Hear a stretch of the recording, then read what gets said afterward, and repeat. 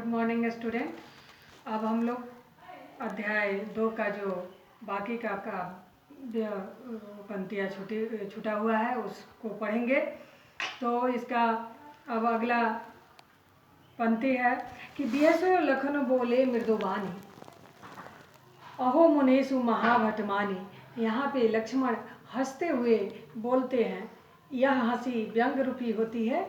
हंसते हुए बोलते हैं लखन कि अहो मुनीषु महाभटमानी, आपने तो अपने आप को, यानी यहाँ परशुराम के बारे में लक्ष्मण जी बोलते हैं कि हे मुनि, आपने तो अपने आप को महायोद्धा महान योद्धा समझा है। पुनि पुनि मोहि दिखाओ कुठारू, चहत उड़ाओ फूकी पहारू। आप तो पल पल यानी प्रत्येक क्षण मुझे अपने फरसे को दिखा रहे हैं। क्या आप यह चाहते हैं कि पहाड़ की तरह आप फूंक मारेंगे और उड़ा देंगे उसे?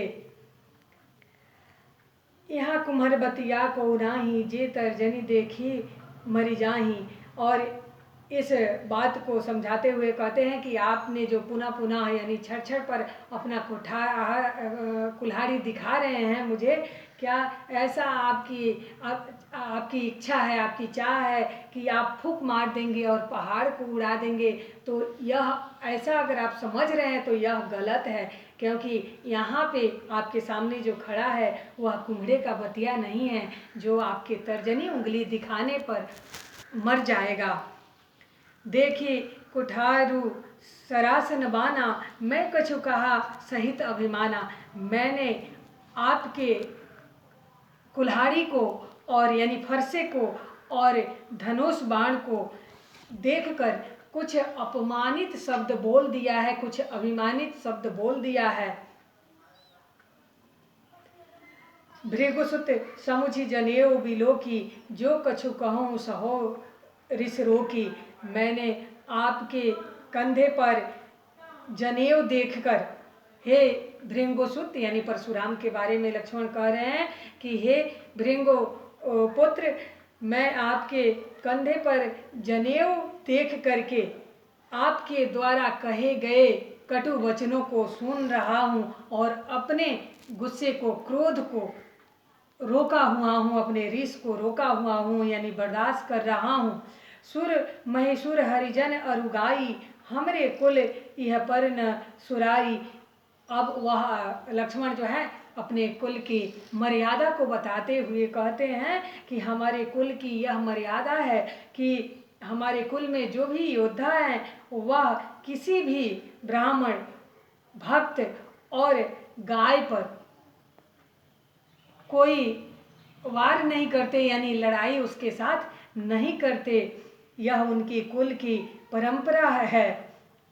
बंधे पापू अपकीर्ति हारे, बंधे पापू अपकीर्ति हारे, मारत हूँ परिय तुम्हारे। अब यहाँ जो है ब्राह्मण समझ करके, जनेऊ देख करके लक्ष्मण जी परशुराम से कहते हैं कि मैंने, अगर आपको, वह अपने कुल के मर्यादाओं को बताते हुए कहते हैं कि ब्राह्मण के साथ युद्ध नहीं किया जाता है, तो आपके कंधे पर जो मैं जनेऊ देखा हूँ तो आपको ब्राह्मण समझा हूँ।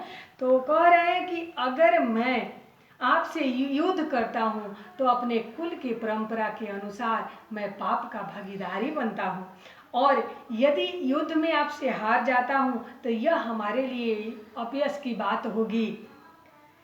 तो हे मुनि, मुझे तो आपके पैर में ही पड़ने हैं, यानी पैर ही पकड़ने हैं। मारत हूँ परिय तुम्हारे, यानी अगर आप हमको मारेंगे भी तो, यानी मुझे मार भी देते हैं तब भी मुझे आपके पैरों में पड़ना है, यानी पैरों में रहना है।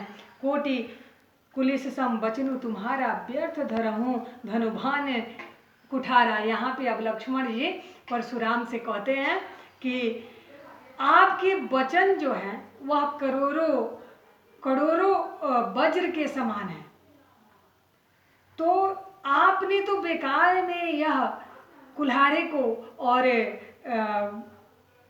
धनुष बाण को धारण कर रखा है, क्योंकि आपकी तो बोली ही जो है वह वज्र के समान है, वो भी करोड़ों वज्र के समान है, तो इसे आप व्यर्थ में धारण किए हुए हैं। जो बिलो की अनुचित कहूँ क्षमऊ महामुनि धीर, सुनी सरोस भृंगु वंशमणि बोले गिरा गंभीर। अब यहाँ पे जो है लक्ष्मण जी अब उनसे माफ़ी मांगते हुए कहते हैं कि महामुनि परशुराम जी, आपके तो वचन ही करोड़ों वज्रों के समान हैं, तो इसलिए इन्हें देखकर यदि मैंने आपको कुछ अनुचित कहा हो, कुछ अनुचित बोला हो, तो उसके लिए आप मुझे माफ़ करिएगा। क्योंकि यहाँ जो है कह रहे हैं, अब प्रशंसा कर रहे हैं परशुराम को कि आप तो धैर्यवान हैं, मेरे इन बातों को धैर्य के साथ सुनिए और उसे बर्दाश्त कीजिएगा, क्योंकि आप तो बहुत ही क्षमावान हैं, मुझे क्षमा कर देंगे।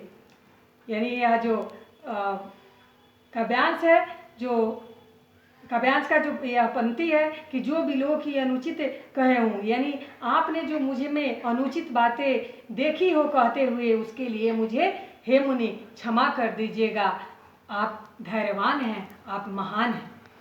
इसके साथ आप लोग इसमें भी स्वनिर्मित प्रश्न उत्तर बनाएंगे और फेयर कॉपी में उसे लिखेंगे। धन्यवाद।